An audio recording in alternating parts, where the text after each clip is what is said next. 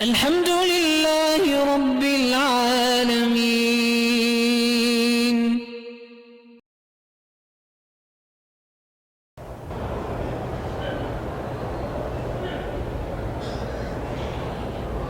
میں یتیم بھی ہوں، غریب ہوں، 4 سال ہو گئے شادی کو، لیکن میرا شوہر جو ہے وہ نامرد ہے۔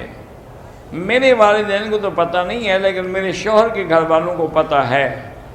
وہ ٹھیک بھی نہیں ہوتا، آپ کو خلع لینے کا حق ہے، آپ خلع لے لیں۔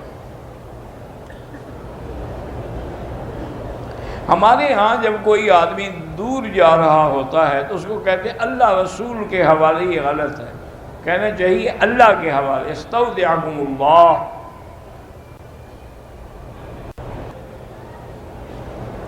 اگر آدمی جنابت میں ہے تو اپنے بغلوں کے بالوں کی اور زیر ناف بالوں کی صفائی ہاں کر سکتا ہے۔ مسافر کے لیے جمعہ واجب نہیں، لیکن کوشش کرے پڑھے۔ ڈائمنڈ پر تو زکوٰۃ نہیں ہے، لیکن اگر ڈائمنڈ گولڈ پہ لگا ہوا ہے تو سونے پر تو زکوٰۃ ہے نا۔ 13 سال ہو گئے شادی کو، اولاد نہیں ہے۔ میرا بھائی، یہ بہت سارے بھائی بہنیں اکثر یہی سوال کرتے ہیں کہ جی ہماری اولاد نہیں ہے، 13 سال ہو گئے، 10 سال ہو گئے، 15 سال۔ میرا بھائی، اس میں کوئی شک نہیں کہ اولاد دینے والی اللہ کی ذات ہے۔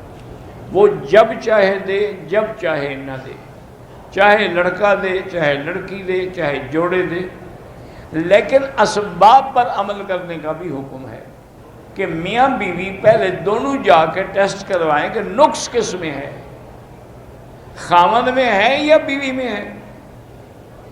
اگر نقص خامد میں ہے تو وہ علاج کروائے اور پھر دعا بھی کرے تو فائدہ ہوگا۔ اگر وہ علاج نہ کرائے اور صرف دعا کرتا ہے، اس جیسے آپ روٹی نہ کھائیں لیکن کہتے رہیں الحمدللہ الذی اطعمنا وسقانا، تو کیا فائدہ ہوگا؟ وہ کھائیں گے تو دعا بھی لگے گی۔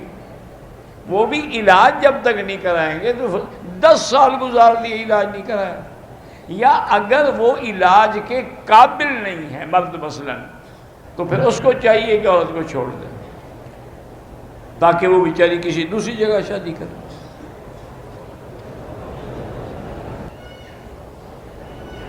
قبر کے قریب بھی نماز نہ پڑھیں، خاص طور پہ جب قبر آگے ہو تو پھر بالکل نہ پڑھیں۔ میں نے وضو کیا، نماز پڑھنے لگی تو وضو ٹوٹنے کا اندیشہ ہوا، لیکن میں پڑھتی رہی۔ نماز تو ہو جائے گی، لیکن ایسا نہ کیا کریں۔ اگر آدمی کو پیشاب کا یا رہا کا تقاضا ہو تو پھر وہ نماز چھوڑ دے، جا کے وضو کر کے اطمینان سے پڑھے۔ میرے دوست نے اسلام آباد ایئرپورٹ پر احرام باندھا، جب فلائٹ میں بیٹھا تو انہوں نے کرونا وائرس کا شک کر کے اس کو نکال دیا۔ وہ دم بھی دے گا اور احرام کھولے گا، بعد میں جب اللہ توفیق دے عمرہ بھی کرے گا۔ بہرحال اس بیماری سے بچنے کے لیے حالت احرام میں ماسک منہ پہ چڑھا سکتے ہیں۔